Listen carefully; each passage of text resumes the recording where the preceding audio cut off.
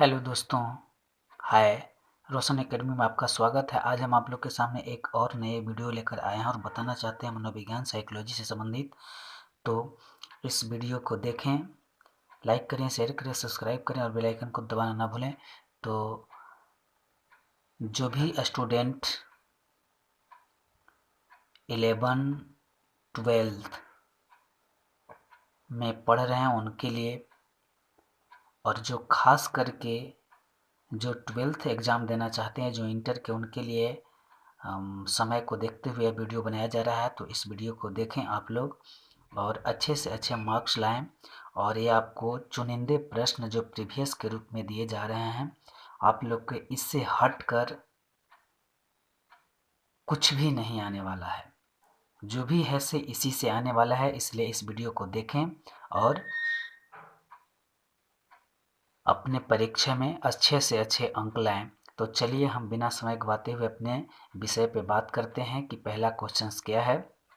यहाँ आप देख सकते हैं ऑब्जेक्टिव क्वेश्चंस, वस्तुनिष्ठ प्रश्न मनोविज्ञान का, जो 11-12 दोनों एग्जाम में इस क्वेश्चंस के माध्यम से आप अच्छे से एग्ज़ाम को कर पाएंगे। और ख़ास करके 12th एग्ज़ाम के लिए जो तैयारी करना चाहते हैं विद्यार्थी, उनके लिए बनाया जा रहा है। तो चलिए हम पहला क्वेश्चंस पे बात करते हैं। पहला क्वेश्चंस क्या है। जिस व्यक्तियों की बुद्धि लब्धि 80 से 89 के बीच होती है उन्हें क्या कहते हैं। आपको बताना है। ए में प्रतिभाशाली, बी में मूढ़, सी में सुस्त, डी में औसत। क्या होगा आप लोग बताएंगे और कमेंट में ज़रूर इसका आंसर लिखें। आप लोग क्या होगा देखते हैं कितना आप लोग सही करते हैं। तो चलिए पहला का बताना है। तो पहला का चलिए हम बताते हैं। 80 से 89 के बीच में जिनका बुद्धि लब्धि IQ लेवल होता है उनको हम कहते हैं प्रतिभाशाली बालक। अगला क्वेश्चन देखेंगे। दूसरा नंबर कहता है कि फ्रायड के अनुसार इलेक्ट्रा के अवधि में लड़कियां प्रतियोगिता करती है। फ्रायड कहते हैं, फ्रायड आपको, ये मनोवैज्ञानिक है फ्रायड। तो वही कह रहे हैं कि फ्रायड के अनुसार इलेक्ट्रा के अवधि में लड़कियां प्रतियोगिता करती है। इलेक्ट्रा के अवधि में लड़कियां प्रतियोगिता करती है। ए में बहन से, बी में भाई से, सी में माँ से, डी में पिता से। कौन होगा आप लोग बताएंगे। तो चलिए आप लोग बताइए। फ्रायड के अनुसार इलेक्ट्रा की अवधि में लड़कियां प्रतियोगिता किससे साथ करती है। बहन, भाई, माँ, पिता से। किससे, तो माता से करती हैं। दूसरा के सी। अगला क्वेश्चन देखेंगे क्या है। तीसरा नंबर,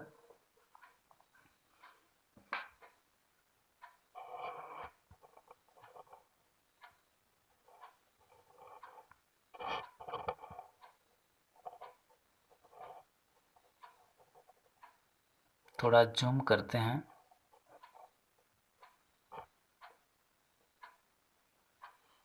चलिए अब आप लोग को और,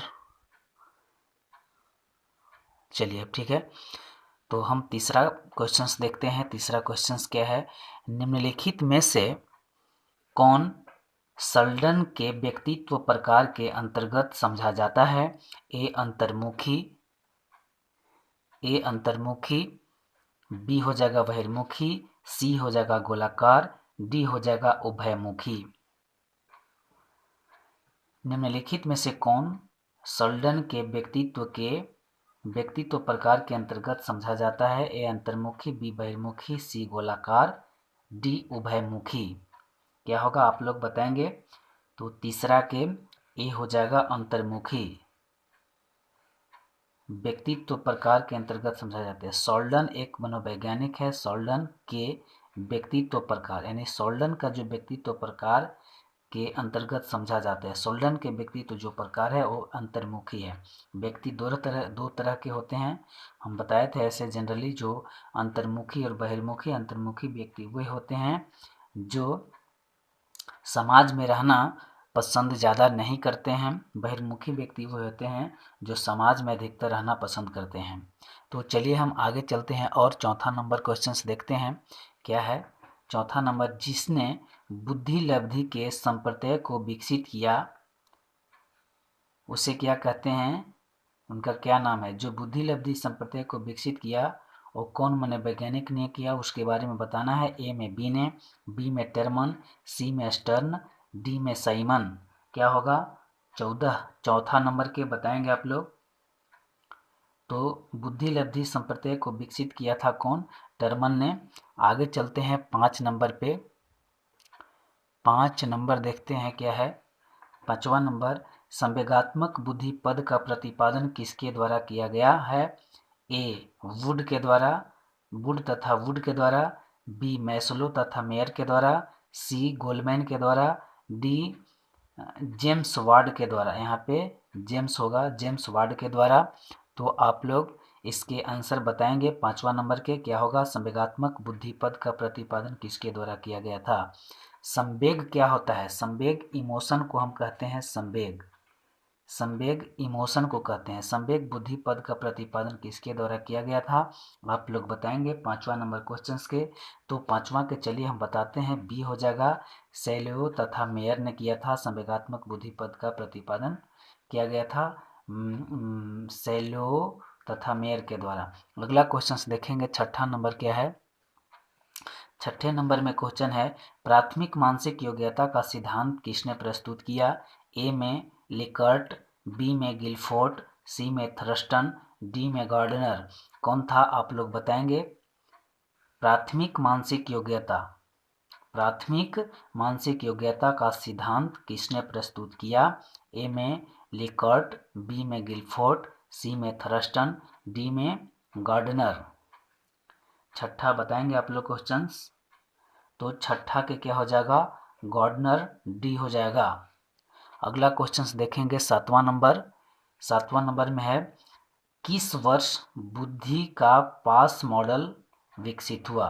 बुद्धि का पास मॉडल किस वर्ष में बुद्धि का पास मॉडल विकसित हुआ। ए में 1984, बी में 1994, सी में 1954, डी में 1964। आप लोग आंसर करेंगे 7वां नंबर के। 7वां के क्या होगा, किस वर्ष बुद्धि का पास मॉडल विकसित हुआ, तो 1964 में। आगे देखेंगे 8वां नंबर क्वेश्चंस क्या है। 8 नंबर में देखेंगे, 8 नंबर में क्या है, मानसिक उम्र के संप्रत्यय को किसने विकसित किया। मानसिक उम्र के संप्रत्यय को किसने विकसित किया,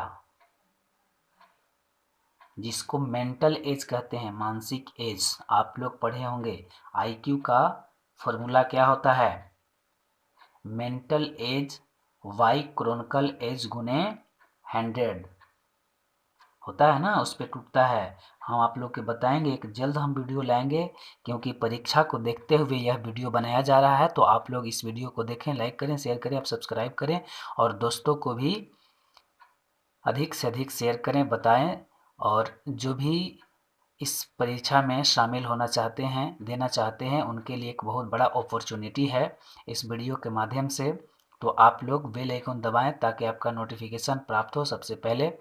तो चलिए 8वां नंबर क्वेश्चंस के बताएंगे, मानसिक उम्र के संप्रत्यय को किसने विकसित किया। ए बी ने, बी स्टर्न, सी टर्मन और डी पीने तथा साइमन। आप लोग बताएंगे 8वां नंबर के क्या होगा। तो 8वां के ए आंसर हो जाएगा बी ने, मानसिक उम्र से संप्रदाय को किसने विकसित किया, बी ने। अगला क्वेश्चंस देखेंगे 9वां नंबर क्वेश्चंस।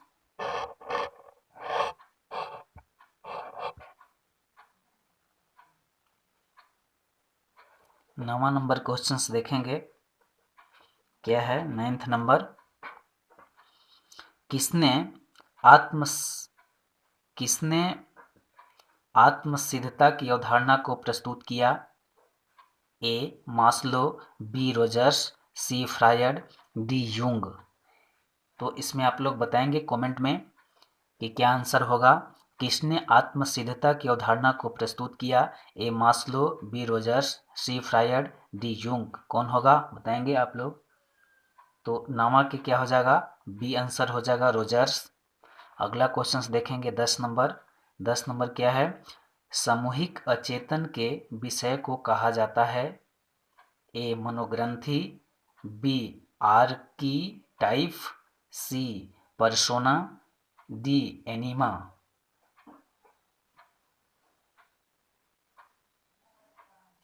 चेतन, अचेतन, अर्धचेतन के बारे में आप लोग पढ़े होंगे।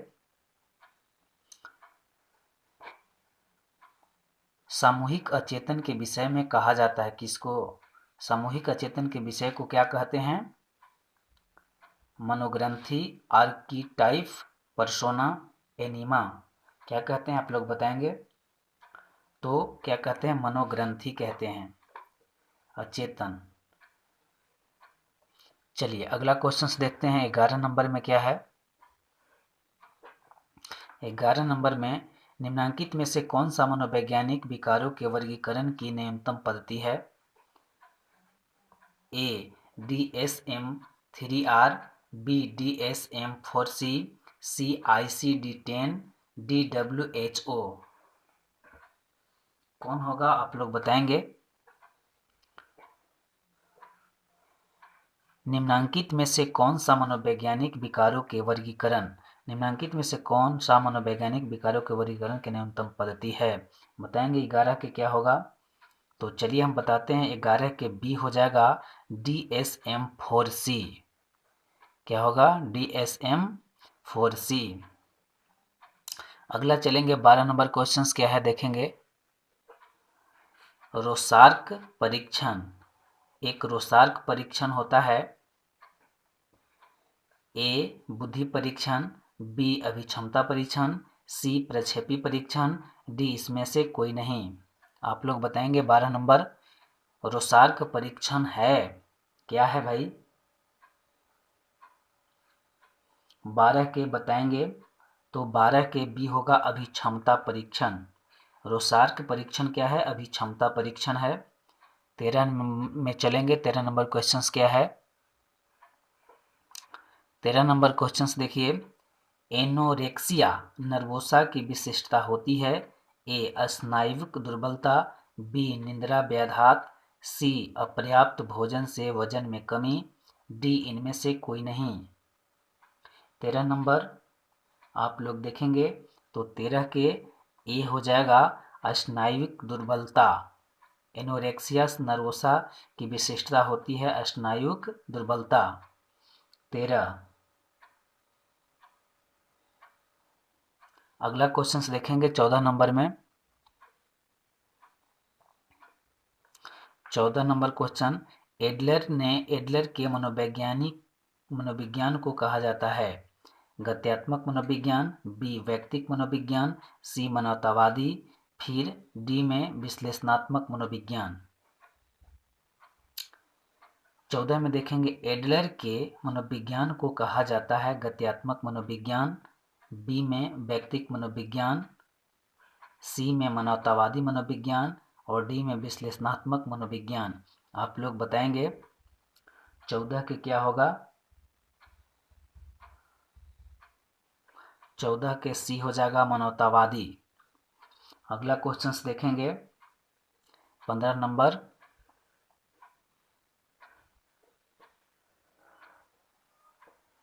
15 नंबर देखेंगे। सेवार्थी केंद्रित चिकित्सा को किसने प्रतिपादित किया? ए मास्लो, बी रोजर्स, सी फ्रायड, डी इनमें से कोई नहीं। 15 के क्या हो जाएगा? तो 15 के बी हो जाएगा रोजर्स। सेवार्थी केंद्रित चिकित्सा ना, सेवार्थी केंद्रित चिकित्सा को किसने प्रतिपादित किया? तो रोजर्स के द्वारा प्रतिपादित किया गया था। अगला क्वेश्चन देखेंगे 16 नंबर में क्या है। 16 नंबर क्वेश्चंस देखेंगे।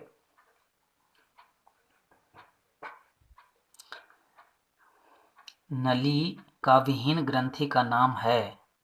नलिका विहीन ग्रंथि का नाम क्या है बताना है। ए में वही स्त्रावी ग्रंथि, बी में अंतःस्रावी ग्रंथि, सी में एड्रिनल ग्रंथि, डी में कंठ ग्रंथि। क्या होगा आप लोग बताएंगे। नलिका विहीन ग्रंथि का नाम बताना है तो सी हो जाएगा एड्रिनल ग्रंथि। 17 में देखेंगे पूर्वाग्रह एक प्रकार है, ए मूल प्रवृत्ति का, बी संवेग का, सी प्रेरणा का, डी मनोवृत्ति का। किसका है मूल पूर्वाग्रह एक प्रकार है, किसका प्रकार है आप लोग बताएंगे। 17 के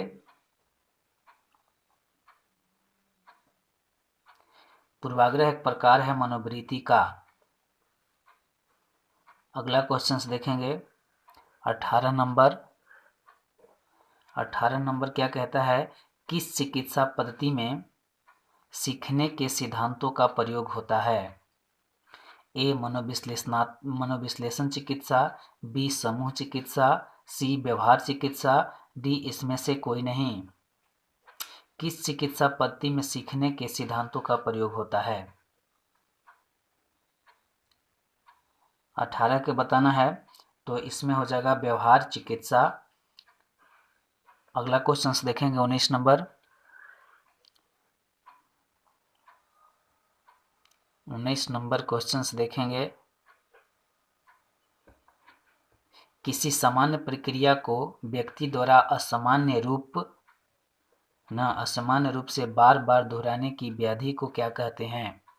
दोहराने की, आप लोग को दिखाई नहीं दे रहा होगा, देखिए दोहराने की व्याधि को क्या कहते हैं ना। किसी सामान्य प्रक्रिया को व्यक्ति द्वारा असामान्य रूप से बार बार दोहराने की व्याधि को क्या कहते हैं। ए आतंक, बी दुर्भीति, सी सामान्यकृत दुश्चिंता, डी इनमें से कोई नहीं। आप लोग बताएंगे तो इसमें से कोई नहीं हो जाएगा। अगला क्वेश्चन देखेंगे 20 नंबर में क्या है। 20 नंबर में कौन थर्नडाइक के सीखने का नियम नहीं है। ए सहचर्य का नियम, डी बी में तत्परता का नियम, सी अभ्यास का नियम, डी मनोग्रसितता का नियम। थर्नडाइक के सीखने के नियम नहीं हैं, कौन है बताना है आपको। तो इसमें डी आंसर हो जाएगा मनोग्रसित का नियम, क्योंकि नहीं है पूछ रहा है। थर्नडाइक ने किसका नियम नहीं दिया है, तो मनोग्रसित का नियम नहीं दिया है। सहचर्य का नियम थॉर्नडाइक ने दिए हैं, तत्परता का नियम थॉर्नडाइक ने दिए हैं, अभ्यास का नियम थॉर्नडाइक ने दिए हैं। अभ्यास के मतलब जैसे कोई भी व्यक्ति सीखने के लिए जब बार बार अभ्यास करता है तो आसानी से सीख जाता है, जल्दी सीखता है। तो किसी क्रिया को बार बार दोहराने से वो व्यक्ति जल्दी सीख जाता है। तत्परता का नियम में है, तत्परता का नियम में है कि जब व्यक्ति तत्पर होता है तभी किसी चीज़ को सीखने की क्रिया करता है, अन्यथा वो नहीं सीख पाता है। तत्पर रहेगा तभी वो अभ्यास कर सकता है, जब तत्पर नहीं होगा तो वो अभ्यास नहीं कर सकता। अगर सीखने की जिसमें चेष्टा होती है, तत्परता होती है, वो आसानी से अभ्यास के माध्यम से वो सीख सकता है। इसलिए थॉर्नडाइक ने सीखने के नियम दिए हैं, सहचर्य नियम, तत्परता का नियम और अभ्यास का नियम।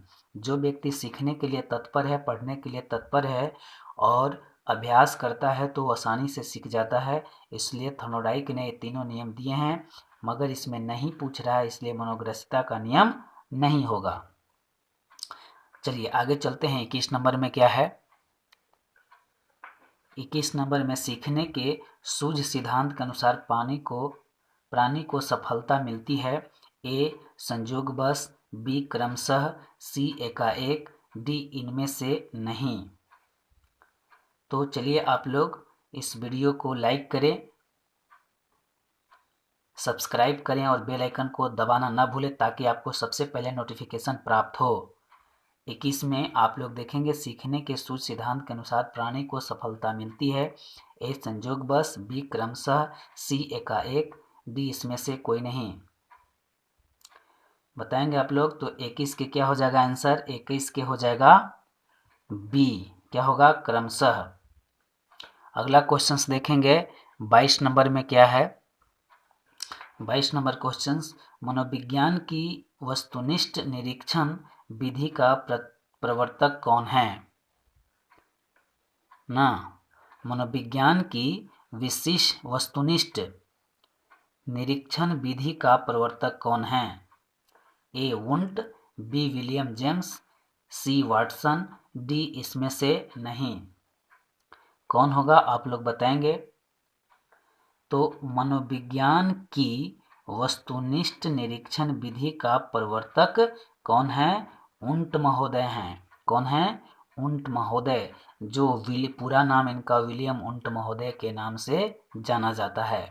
तो मनोविज्ञान की आपको वुंट यहाँ पे दिया हुआ है, विलियम वुंट दे देगा तो आप लोग घबराएंगे नहीं, आप लोग आसानी से जाकर उसको टिक करेंगे। मनोविज्ञान की वस्तुनिष्ठ परीक्षण विधि का प्रवर्तक कौन है?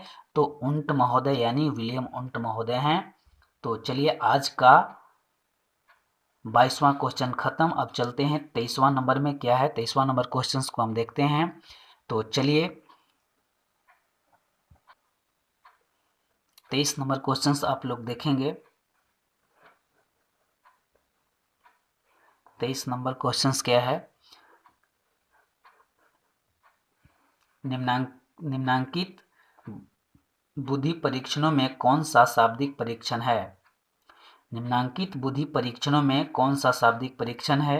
ए पास एलोंग परीक्षण, बी स्टैनफोर्ड बिने परीक्षण, सी घन निर्माण बुद्धि परीक्षण, डी ब्लॉक डिजाइन परीक्षण।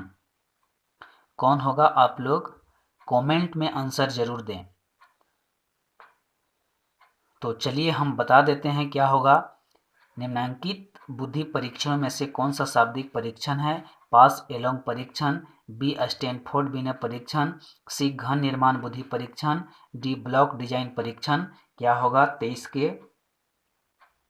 तो 23 के बी हो जाएगा स्टैनफोर्ड बिने परीक्षण। बुद्धि परीक्षणों में से कौन सा शाब्दिक परीक्षण है? बुद्धि परीक्षणों में शाब्दिक बुद्धि परीक्षण स्टैनफोर्ड बिने परीक्षण। अगला क्वेश्चन देखेंगे 24 नंबर में क्या है? कुंठा कुंठित होता है। जब स्ट्रेस किसी व्यक्ति में होता है, तनाव उत्पन्न होता है और समस्या का समाधान नहीं हो पाता है, उस अवस्था में वह व्यक्ति कुंठित हो जाता है। कुंठित होने की संभावना अधिक हो जाती है। तो 24 में कहता है कि कुंठा आक्रामकता सिद्धांत किसके द्वारा प्रतिपादित किया गया? ए जॉन डोलार्ड के द्वारा, बी एडवर्ड हॉल के द्वारा, सी कॉर्टरेल के द्वारा, डी इसमें से कोई नहीं।